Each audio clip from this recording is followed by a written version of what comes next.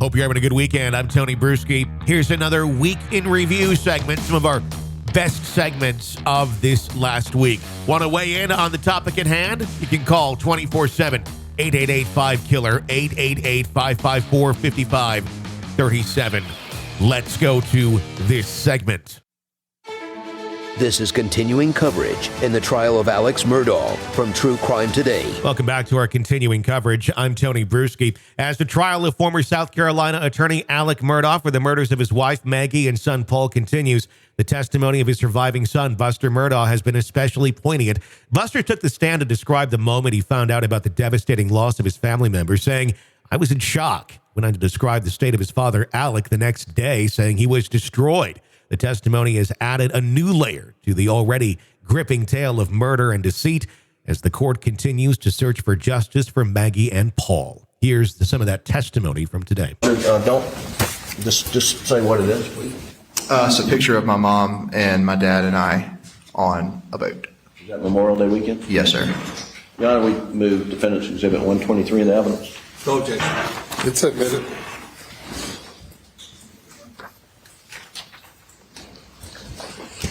Is this the photo, Buster? Yes, sir. And then I believe this same weekend there was a birthday party or cookout. Is that right? Yes, sir. Doug, if you could play Defense Exhibit 61, please. It's in evidence. I want you to take a look at that.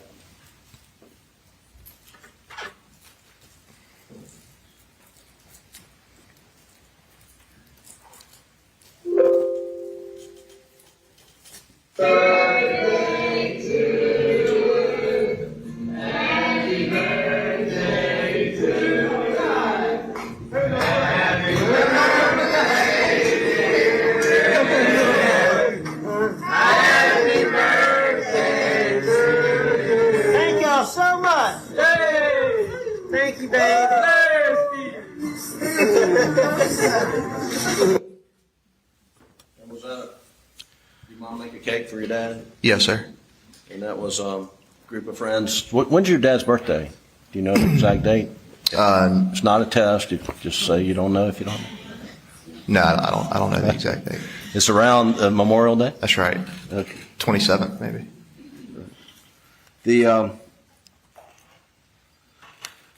Then the following weekend there was a baseball tournament in Columbia, correct? Yep. Yes, sir. Tell the jury about that weekend. What happened there? That was the weekend South Carolina was hosting a regional baseball tournament, and me, my mom, my dad, and my girlfriend went to the baseball games. And where was the game? Columbia. And it was a super regional or Regional. a regional? Yes, sir. And what days of that weekend did you go to the game? Saturday and Sunday. Did your mom and dad stay in Columbia that weekend? They did. Or they stayed on Saturday night?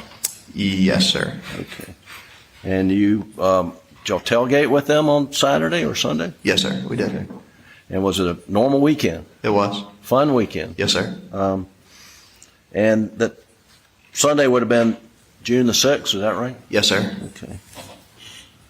And then on June the 7th, we went through a host of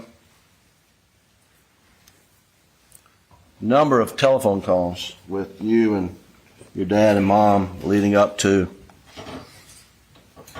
9:08, 9:10 on June 7th. Buster, when did you first find out that your mom and brother were murdered? My dad called me. I can't remember the exact time, but it was later. And he called me on the phone. He asked me if I was sitting down, and I was like, yeah. And then he, sounded odd, and then he told me that my mom and brother had been shot. And what'd you do? Well, Brooklyn, my girlfriend, was with me, and I think she heard she could hear my conversation kind of over the phone.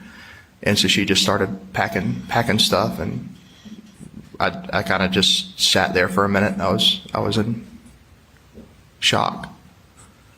But eventually we got our stuff together and drove down to Moselle. Do you remember what time you got to Moselle? It was early in the morning, late in the morning. You know, if we left around 10:30, 11, got there sometime probably around 2 o'clock in the morning. And when you got there, did you see your dad? Yes, sir. What kind of condition was he in? What was his demeanor? Yeah, his demeanor was, I mean, he was destroyed. He was heartbroken. I walked in the door and saw him and gave him a hug and just broken down. Could he speak? Not really. Was he crying? Yes, sir. Who else was in the house? Do you remember? Yeah. My girlfriend Brooklyn and I got there. Out in the driveway, my Uncle Randy and Uncle John were out there. Chris Wilson and Corey Fleming had just gotten there. They had pulled in behind us, and when I walked in, several of the partners were there. Ronnie Crosby was there, Lee Cope was there, Mark Ball was there, Austin Crosby was there, William Barnes, my buddy Nolan was there. And I'm sure I'm leaving some out, but that's Sure. what I remember. And do you remember how long you stayed there? Stayed there several hours, probably 3 or 4 hours, till about 4 or 5 o'clock in the morning. And where did you go? And then we left Moselle and we went to Alameda. When you say we, who are you talking about? My girlfriend, my dad, and my Uncle John. I know this seems kind of trivial, but what was your dad wearing when you first saw him? Shorts, T-shirt. Okay. And did you help him pack? I did, yes, sir. What did you do to help him pack? Got his bag and went into the closet, grabbed some T-shirts, grabbed some shorts, grabbed toilet kit, put it in the bag and left. Why were you doing the packing? Just trying to help him. He was so upset. We were all upset, but just trying to expedite the process of getting to Alameda. When you went in to pack your dad, was there a T-shirt laying on the floor? I couldn't remember. Did you get shirts from above the? I don't know. Objection to form of question. Where did you get the T-shirts from? Got them from the closet, and there's like wooden shelves up on the wall, and I was getting the T-shirts from there. Were there a lot of T-shirts on the shelf? Yes, sir. Do you know whether or not one of the T-shirts fell on the floor when you were packing? I don't know whether one of them fell on the floor or not, but I mean, certainly could have happened. Right.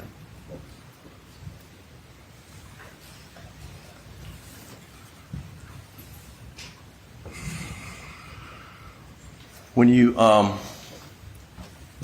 got to Moselle, were you able to get some sleep? No, sir. Did you go back to Moselle the next morning? Yes, sir. And who went with you? Me, my girlfriend Brooklyn, and my dad, and maybe John Marvin. I don't know if he was riding with us or already out there separately, but he was somewhere in the mix. Do you remember roughly what time you got to Moselle? I mean, I think we got there rather early. Nobody really slept, and about early in the morning, sun comes up. Just Did go back. Did you take a shower and Brooklyn take a shower at Alameda, or did you do it over at Moselle? No, sir. We slept tried to sleep at Alameda, and then we took everything back with us to Moselle, and we showered there. Do you know where your dad took a shower that morning? Yeah, Moselle.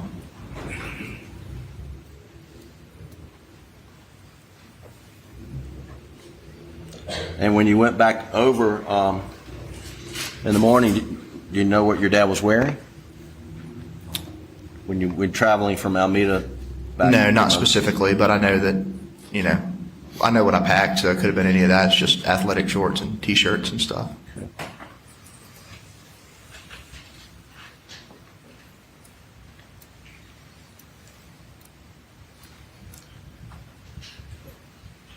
And after you got to Moselle, and I guess just carrying the days forward, were you with your dad? Well, how often were you with your dad once you got back to Moselle on the 8th? No, every day. For how many days? For a good while. Okay, so let's talk about where you stayed on the night of the 8th. You remember? Night of the 8th would have either stayed back at Alameda, or that's potentially when we made the transition over to John Marvin's hunting lodge. Okay. Well, were you, would you say we, or are you including your father? Yes, sir. Okay. Did you drive together? Yes, sir.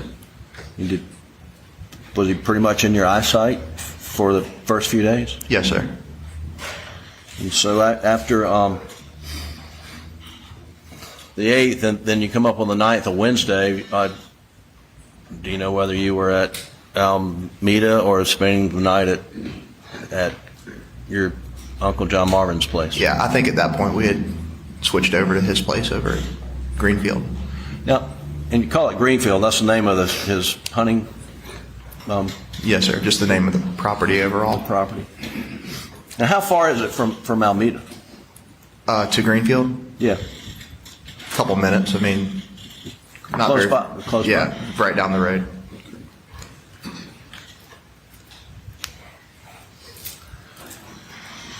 And then, and do you remember how long you stayed at Greenfield with your dad? Yeah, I mean, several days. And, you know, I think anywhere from the 9th to the, you know, probably that rest of that week through that weekend. Yeah, on Thursday, June 10th, what happened? Grandfather died. So the family was together and stayed together? Yes, sir. Do you ever remember your dad disappearing for any periods of time? No, sir. Were you physically close to him most all the time? Yes, sir. Except when you were sleeping? That's right.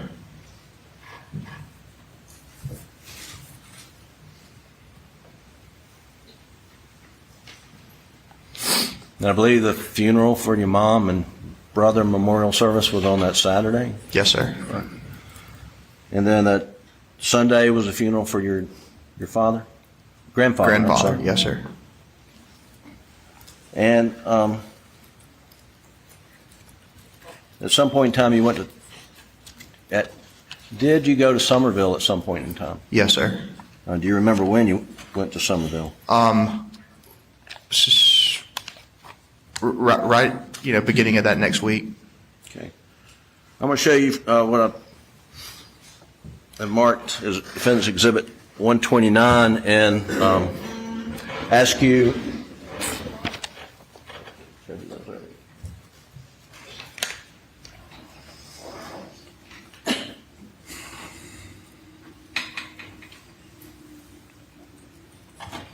We discussed previously, we are objecting on the hearsay basis to 129.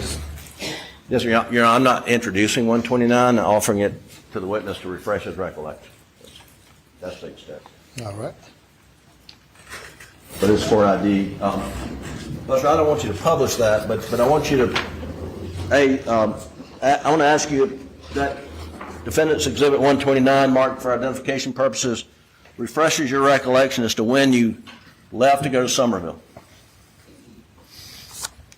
Yes, sir. Well, tell the jury, what is that? What's that document you have in your hand? It's a text thread between my girlfriend and I. And does it have, so based on that text communication between you and your girlfriend, Refresh your recollection. When did you leave to go to Somerville? June 14th. And looking through there, refreshing your recollection, how long did you stay in Somerville? Stayed in Somerville until